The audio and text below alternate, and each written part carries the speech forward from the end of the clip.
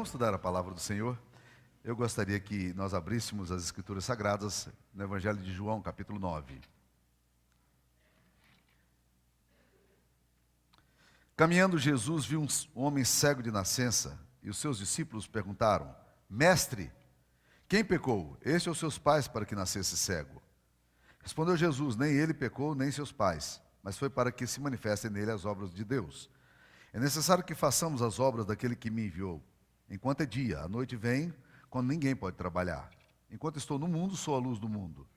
Dito isto, cuspiu na terra, e tendo feito lodo com a saliva, aplicou aos olhos do cego, dizendo-lhe: Vai, lava-te no tanque de Siloé, que quer dizer enviado. Ele foi, lavou-se e voltou vendo.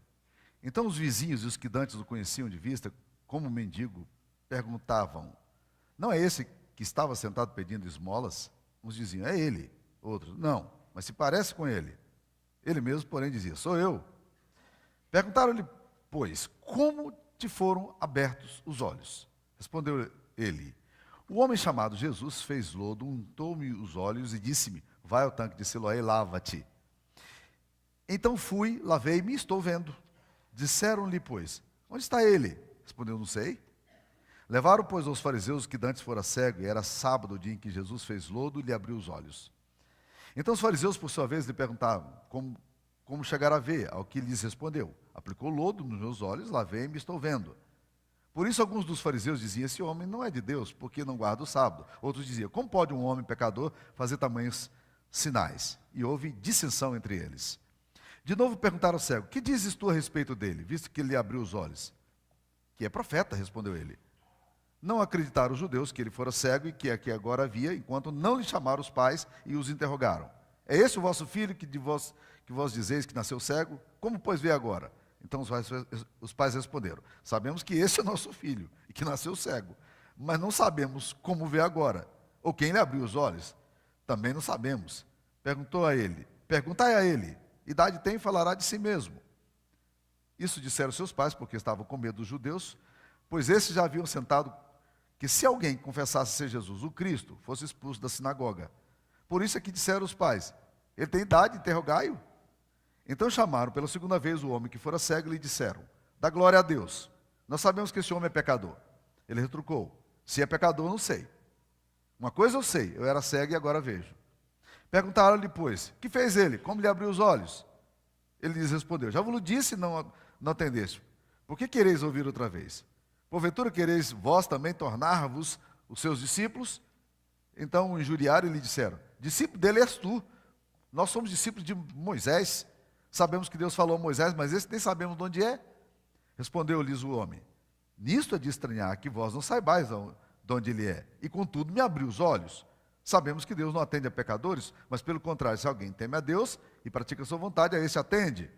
Desde que há mundo jamais se ouviu que alguém tenha aberto os olhos a um cego de nascença. Se esse homem não fosse de Deus, nada poderia ter feito.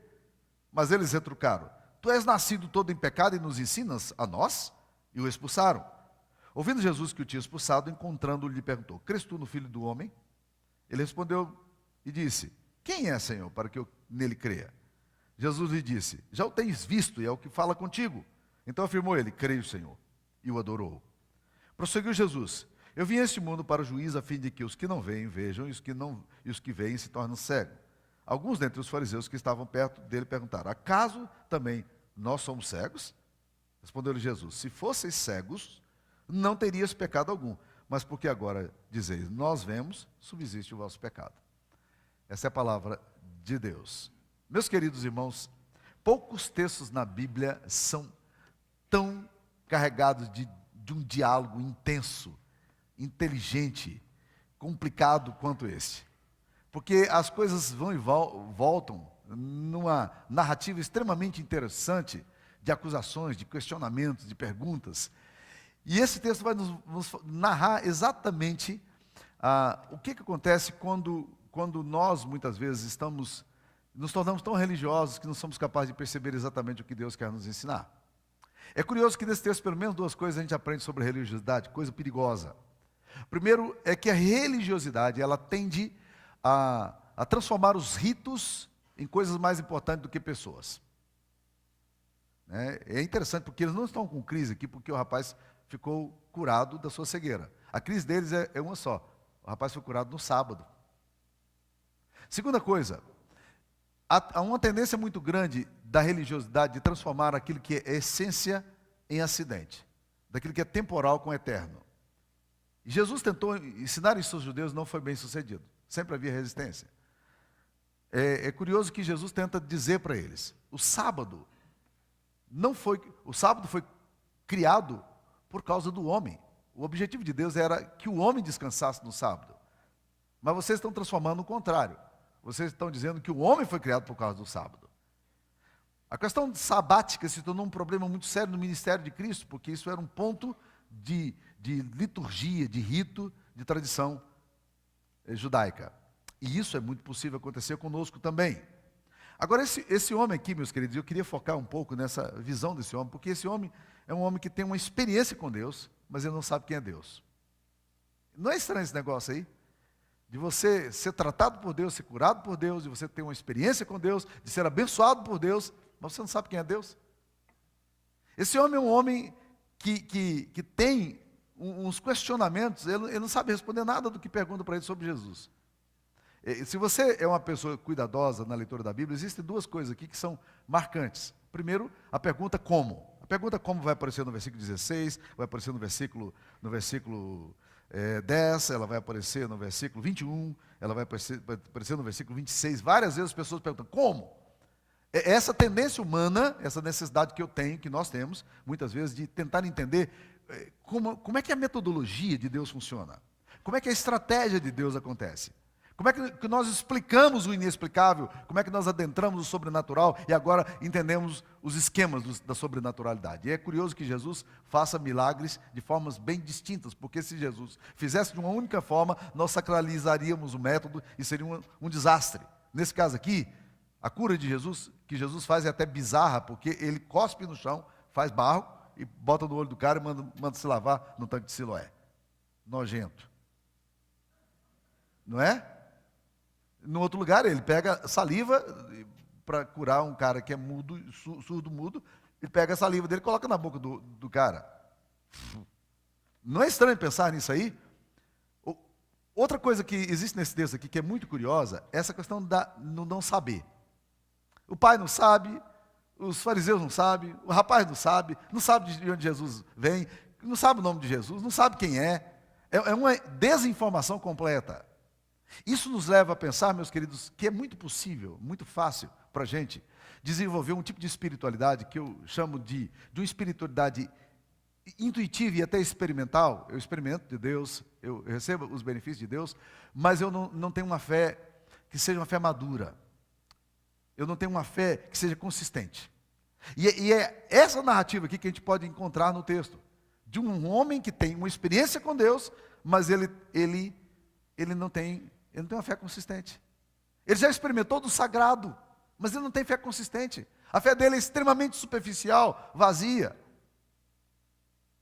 O que nós aprendemos aqui? Olha quais são as características curiosas de uma fé superficial, de uma fé intuitiva apenas, de uma fé que passa até por experiência eventualmente, mas que não sabe quem Deus é. A primeira coisa que nós aprendemos aqui é que uma fé desse tipo, ela tem experiência com Deus, mas ela não sabe quem Deus é. E é isso que nós vemos nesse texto aqui. Esse homem tem experiência com Deus, ele tem uma fé intuitiva. Eu era cego e agora vejo. Quando eles dizem assim, olha, esse cara é pecador, dá glória a Deus. Você não pode aceitar falar que ele é profeta porque ele é pecador, porque ele curou no sábado. Ele disse, olha, se é pecador, não sei. Eu sei de uma coisa, eu era cego e agora eu vejo. Eu estou vendo. Nós sabemos que Deus não atende a pecadores. Como é que esse homem me curou se ele é pecador? Vocês querem se transformar em discípulo de Cristo? Que discípulo de Cristo? Nós somos discípulos de Moisés. Não seguir esse Jesus de Nazaré aí.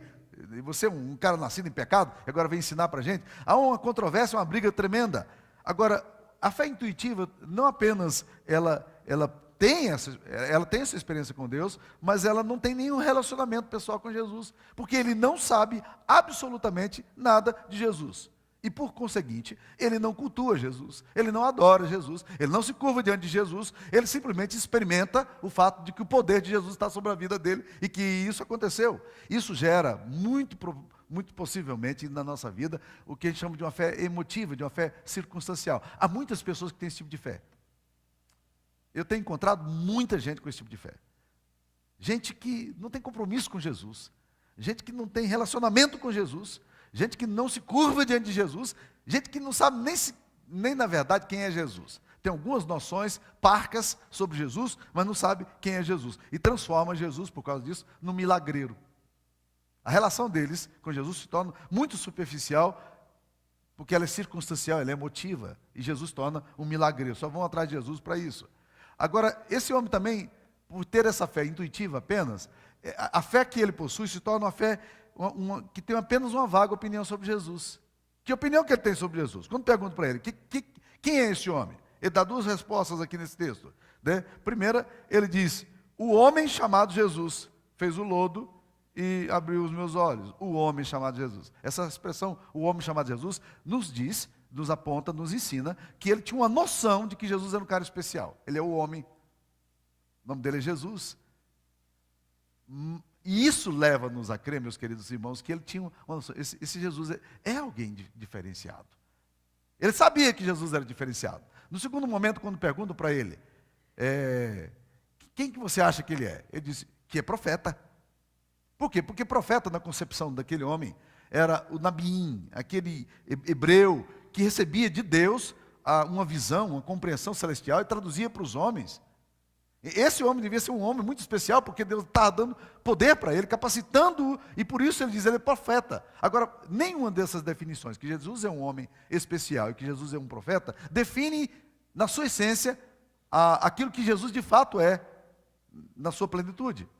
Não define. Define parcialmente e muito vagamente. E é isso que acontece quando nós temos uma fé meramente intuitiva. Por causa das afirmações dele, que ainda eram muito primárias, intuitivas e emocionais, ele é expulso da sinagoga, do templo, ele vai embora. E aí, quando ele é expulso do templo, Jesus se aproxima dele para conversar com ele. E a pergunta de Jesus é muito interessante. Jesus se aproxima, versículo 35, e ele pergunta, você crê no Filho do Homem? Por que Jesus faz a pergunta, você crê no Filho do Homem? É uma afirmação, essa expressão, Filho do Homem, Jesus usa várias vezes para si mesmo. Se você quiser entender o que significa o Filho do Homem, você precisa ir lá no Antigo Testamento.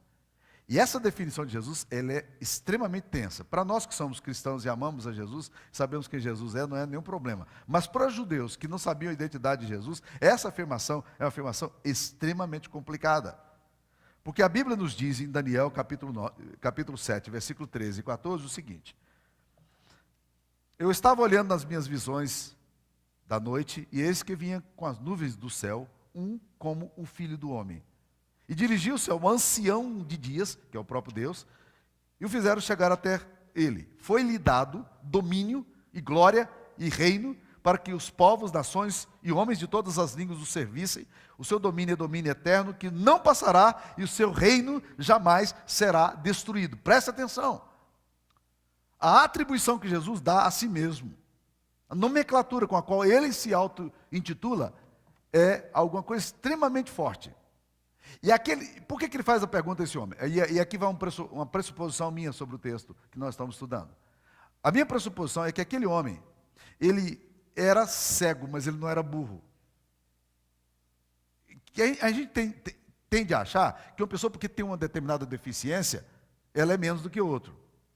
Mas, quando você estuda um pouco dessa excepcionalidade, você aprende o seguinte: pessoas que perdem um determinado sentido, elas se tornam muito mais aguçadas em outra direção.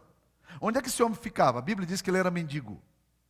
Ele ficava na porta do templo, cara. Ele ouvia discurso de crente, ou nesse caso aqui, de escribas, rabinos, fariseus, gente que conhecia teologia judaica o tempo todo. Provavelmente, muitas e muitas vezes, rodas inteiras de discussão eram ali. Só com um detalhe, que aquele rapaz, por ser deficiente visual, ele era um cara que tinha uma capacidade auditiva tremenda de memorizar e lembrar o que estava acontecendo. Jesus vai a esse rapaz e pergunta, você crê no Filho do Homem? Porque ele sabia exatamente que aquele rapaz sabia o que significava o Filho do Homem. E a resposta dele foi a seguinte: quem é, Senhor, para que eu nele creia? Ele não sabe. Ele sabe que é o Filho do Homem, mas ele não sabe que Jesus é o Filho do Homem. E quando Jesus fala para ele, já o tens visto e é o que fala contigo, ele tem uma reação maravilhosa. E isso é uma reação de fé madura. Ele diz, creio, Senhor, e o adorou. Literalmente, essa expressão, o adorou, significa que ele caiu de joelhos diante de Jesus, publicamente. Ele assume agora um alto risco e uma situação extremamente constrangedora para qualquer judeu criado nas tradições rabínicas, criado nas tradições judaicas, família judaica, que aprendia o tempo todo o Shema hebraico, que toda criança tinha que aprender. Está lá em Deuteronômio 6. Ouve, ó Israel, o Senhor teu Deus é o único Senhor. Só a Ele adorarás, só a Ele darás culto. Ele vinha de uma família judaica que aprendia os 10 mandamentos, cujo primeiro mandamento é, não terás outro Deus diante de mim. E o segundo mandamento dizia, não o adorarás, não farás imagem de escultura, não se curvarás diante disso. Ele sabia isso. No entanto, aquele judeu, de nata, de reconhecimento, aquele homem, ele cai de joelhos publicamente para declarar, eu creio, Senhor, e o adorar. Era uma posição absolutamente radical de um homem que sai agora de uma experiência, de uma fé intuitiva para uma fé consistente e madura. Aqui, meus queridos irmãos, tem uma transposição muito importante para nós, porque a gente diz, era muito difícil para ele fazer isso porque ele era judeu. Deixa eu dizer uma coisa interessante, é muito difícil para você fazer isso, sabe por quê? Porque você vive no século 21. Gente, eu tenho encontrado centenas de pessoas que são minhas amigas, que frequentam essa igreja, que frequentaram outras igrejas por onde passei, e que nunca se curvaram diante de Jesus para dizer, eu creio, Senhor, e o adorar. São pessoas que vivem na fé intuitiva, e nunca numa fé consistente de quem adora. E nós precisamos fazer essa transposição, meus irmãos. Nós precisamos chegar a um ponto da nossa vida de dizer, eu me dobro diante do Senhor. Porque há pessoas aqui que me ouvem, são pessoas inteligentes, amigas, mas que nunca se curvaram diante de Jesus. Nunca publicamente vieram para dizer, eu creio. E vão para o inferno tendo experiências maravilhosas com Jesus e eventualmente até de cura. Porque não sabem quem é Jesus. Fé intuitiva e barata. Fé superficial sem compromisso. Precisamos sair de um lugar para outro. Precisamos de transposições. Porque aquele homem foi curado por Jesus e ia para o inferno com a cura. E há pessoas aqui que já ouviram muito tempo já de Jesus, mas nunca chegaram ao ponto de se curvar diante de Jesus e adorar Jesus. Fé consistente me leva a adorar. Fé consistente leva os meus joelhos a se dobrarem diante de Cristo. Fé consistente me leva a dizer, eu reconheço que Tu és Deus. Fé consistente me leva a publicamente assumir uma posição que vai atrair sobre mim ruidosos olhares de ódio e de oposição. Porque agora eu saio de uma fé superficial e entro numa fé de compromisso com Deus, que eu sei quem é. Eu saio da situação na qual eu sempre respondo, não sei, não sei, não sei, não sei de onde vem, não sei quem é, e respostas vagas, ele é homem especial, ele é profeta, para entender, ele é Deus. E eu não tenho outro caminho para mim. Eu preciso me curvar diante desse Deus. Em que ponto da sua vida você está, meu irmão? A fé consistente, ela compreende a identidade de Cristo. Sabe que Ele é o Filho do homem. O seu domínio será eterno e nunca terá fim. E Ele jamais será destruído. É gente que entendeu quem é Cristo. E que se curva de coração diante de Cristo. Segunda coisa, a fé consistente, ela gera uma plena adoração no meu coração. É o que esse homem faz aqui agora. Ele passa a ter uma relação, ele era uma relação daquele tipo de gente que vai atrás de Jesus e que experimenta milagre de Jesus. A gente fica olhando às vezes esses curandeiros, gente proclamando cura em nome de Jesus e tal, está tudo certo. Jesus cura, Jesus resgata, Jesus sara, eu estou absolutamente certo disso, não tenho dúvida nenhuma disso.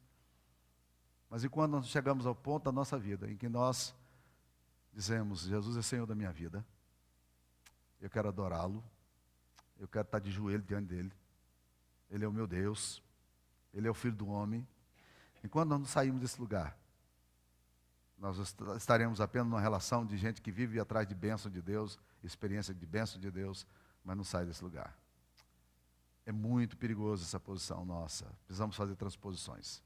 Nós precisamos sair de um lugar para outro. De uma fé vaga, superficial, sem identidade, para uma fé de compromisso, de adoração, uma fé que se curva diante do Filho do homem. Onde é que você está? Onde é que está o seu coração, a sua vida? Por que a sua recusa? O que é que te leva a ficar fugindo o tempo todo? É muito interessante, meus queridos irmãos, a preocupação de Jesus. Porque Jesus, a Bíblia diz assim, ouvindo Jesus, que o tinha expulsado, encontrando-o, lhe perguntou. A impressão que eu tenho quando leio esse texto é que Jesus foi intencionalmente atrás dele, dizendo assim, você precisa aprofundar a sua relação comigo. Vem cá, deixa eu te explicar um pouquinho melhor quem eu sou. Porque há uma intencionalidade de Jesus. Você crê no Filho do homem? Eu não sei. Ok, eu sou aquele que fala contigo. Meus queridos, essa preocupação de Jesus não nos mostra exatamente o que Jesus deseja daquele homem? Ela não nos mostra também o que Jesus deseja de nós? Eu quero te convidar, nessa noite, a você adorar Jesus. Sair dessa relação na qual você se encontra, de gente que recebe bênção de Jesus, mas nem sabe quem Jesus é. Que Deus nos ajude, que Deus tenha misericórdia de nós, que os nossos corações e os nossos joelhos se dobrem diante do Deus, do Filho do homem, daquele que nos salvou. Que Deus nos abençoe. Ó Deus, receba a nossa adoração aqui nessa noite, Pai. Ó Deus, se há alguém aqui, Pai querido, que ainda, até essa noite, não tinha tomado uma decisão pessoal, radical, profunda, de se curvar diante do Senhor, sem reservas, publicamente, assumindo, ó Deus querido, uma identidade contigo, Pai, que nessa noite, em nome de Jesus, haja salvação no nosso meio. Que em nome de Jesus, ó Pai, pessoas e vidas se rendam ao Senhor. E que pessoas sejam salvas aqui, Pai querido. Pessoas que já tiveram experiências com o Senhor, já viram experiências na sua família, gente que já viu a glória do Senhor se manifestando na história dele, mas que ainda continua, Deus, sem compromisso, sem se curvar, sem adorar. Em nome de Jesus, que nessa noite alguma coisa sobrenatural e profunda aconteça aqui, para a glória do Senhor. Amém, Senhor. Amém.